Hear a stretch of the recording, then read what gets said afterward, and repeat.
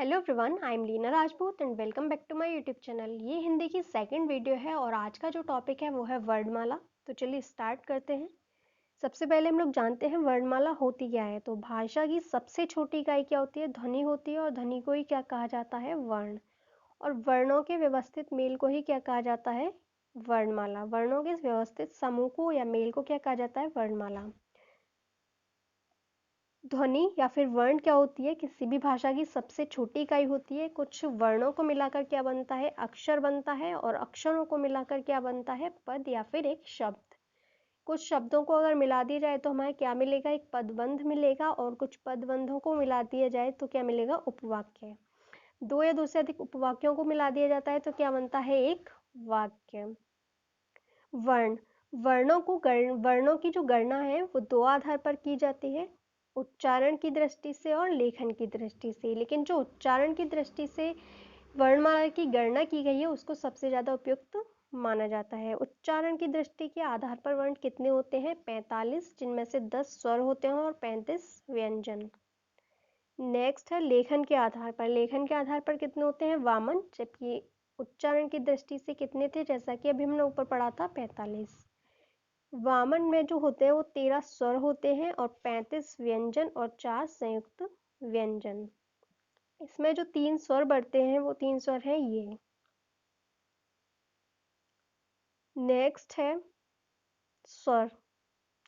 स्वर क्या होते हैं? स्वर स्वतंत्र रूप से बोले जाने वाले ही क्या होते हैं? वर्ण होते हैं, जिनको स्वर कहा जाता है। दूसरे शब्दों में अगर कहा जाए, स्वर क्या होते हैं? वे वर्ण जिनका उच्चारण के लिए किसी दूसरे वर्ण की सहायता की आवश्यकता नहीं पड़ती है, उनको क्या कहा जाता है? स्वर। हिंदी वर्णमाला में स्वरों की संख्या कितनी है? परंपरागत रूप से 13, जबकि उच्चारण की दृष्टि से कितनी है? 10। स्वरों का वर्गीकरण किस आधार पर किया जाता है? तो स्वरों का वर्गीकरण कई आधारों पर किया जाता है, देखते हैं। पहला है मात्रा एवं उच्चारण काल के आधार पर। दूसरा है जीव के प्रयोग के आधार पर। तीसरा है मुख द्वार के खुलने के आधार पर। ओठों की स्थिति के आधार पर। हवा के नाक व मुंह से निकलने के आधार पर। सिक्स्थ और लास्ट है घोषित के आधार पर। सबसे पहले हम लोग जानेंगे मात्रा व उच्चारण काल के आधार पर। मात्रा या फिर उच्चारण काल के आधार पर स्वरों का वर्गीकरण किया जाता है 3 प्रकार से: ह्रस्व, दीर्घ और प्लुत स्वर। ह्रस्व स्वर कौन से होते हैं?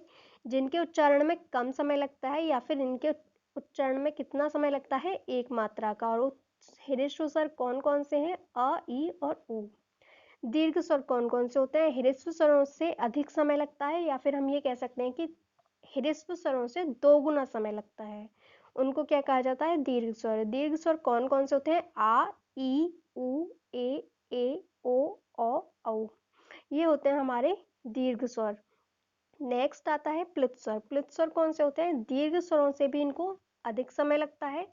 नाटक या फिर संवादों में किसी को पुकारने के लिए इनका प्रयोग किया जाता है, जैसे कि राम। राम को बोलने में यहाँ पर काफ़ी टाइम लगेगा, जैसे राम। तो ये कौन सा स्वर हुआ? प्लुत स्वर। या फिर हम कह सकते हैं इनको बोलने में 3 गुना समय लगता है। नेक्स्ट आता है जीव के प्रयोग के आधार पर स्वरों का वर्गीकरण। जीव के प्रयोग के आधार पर स्वरों का वर्गीकरण किया जाता है 3 प्रकार से: अग्र, मध्य और पश्च स्वर। अग्र स्वर कौन से होते हैं? जिन स्वरों के उच्चारण में जीव का अग्र भाग काम में आता है। वो कौन कौन से स्वर होते हैं? जिनको बोलने में हमारी जीभ का आगे वाला हिस्सा प्रयोग में आता है। ई, ए। मध्य स्वर कौन कौन से होते हैं? जीभ का मध्य भाग जिनको बोलने में प्रयोग में आता हो। तो सिर्फ एक ही ऐसा स्वर है जिसको बोलने में हमारी जीभ का मध्य भाग प्रयोग में आता है, वो है अ। नेक्स्ट है पश्च स्वर। जीभ का पश्च भाग काम में आता है। जिन स्वरों को बोलने में उनको क्या कहा जाता है? पश्च स्वर। कौन कौन से स्वर है? आ, उ, ओ, औ। ये स्वर जो कि जिनमें हमारे जीभ का कौन सा भाग प्रयुक्त होता है? पश्च भाग। नेक्स्ट आता है मुख द्वार या फिर मुख विवर खुलने के आधार पर स्वरों को कितने भागों में बांटा गया है? 4: विवृत, अर्धविवृत, अर्धसंवृत और संवृत। सबसे पहले हम जानते हैं विवृत के बारे में। स्वरों के उच्चारण में मुख पूरा खुलता है, यानी कि जो स्वर बोलने में हमारा मुख पूरी तरह से खुलता है वो कौन से होते हैं? विवृत स्वर। विवृत के अंतर्गत आते हैं। और कौन सा स्वर है? आ। अर्धविवृत जिसमें मुख आधा खुलता है, वो कौन कौन से स्वर हैं? अ, ए, औ, औ। अर्धसंवृत जिसमें मुंह आधा बंद होता है, वो है ए और ओ। संवृत लगभग पूरे तरीके से बंद होता है जिन स्वरों को बोलने में मुख, वो कौन कौन से मुख, वो कौन कौन से स्वर हैं? ई, ऊ, ऊ। नेक्स्ट है ओठों की स्थिति के आधार पर। ओठों की स्थिति के आधार पर स्वर दो प्रकार के होते हैं, अवृतमुखी और व्रतमुखी। अवृतमुखी होते हैं जिन स्वरों के उच्चारण में ओठों की व्रतमुखी या गोलाकार नहीं होते। जिन स्वरों के उच्चारण में हमारे जो ओठों की स्थिति है वो गोलाकार या फिर व्रतमुखी नहीं होती। कौन कौन से स्वर हैं? अ, आ, ई, ए और ए। व्रतमुखी होते हैं हमारे ओठों की स्थिति जिन स्वरों को बोलने में गोलाकार या फिर व्रतमुखी हो जाती है, वो कौन कौन से स्वर हैं? ऊ, ओ, औ। नेक्स्ट है हवा के नाक व मुंह से निकलने के आधार पर कितने प्रकार के स्वर होते हैं? दो भागों में बांटा गया है, निरुनासिक और अनुनासिक। निरुनासिक होते हैं जिन स्वरों के बोलने में हवा केवल मुंह से निकलती है, उनको कहा जाता है निरुनासिक स्वर। कौन कौन से स्वर हैं? वो आ, ई, ये सब किस में आते हैं? निरुनासिक में। जबकि हवा मुंह के साथ नाक से भी निकलती है, उन स्वरों को क्या कहा जाता है? अनुनासिक। जहां पर बेसिकली चंद्र बिंदु या फिर अंकी बिंदु लग जाती है, वो स्वर होते हैं अनुनासिक।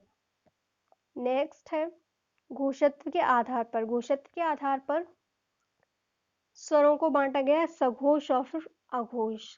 सभी स्वर कौन से होते हैं? सघोष ध्वनियां होती हैं। सघोष क्या होता है? स्वर तंत्रियों में जब कंपन उत्पन्न होता है तो उसको कहा जाता है सघोष ध्वनि, और जब कंपन नहीं उत्पन्न होता है उसको कहा जाता है अघोष ध्वनि। लेकिन सभी स्वर कैसे होते हैं? सभी स्वर सघोष ध्वनि होती हैं।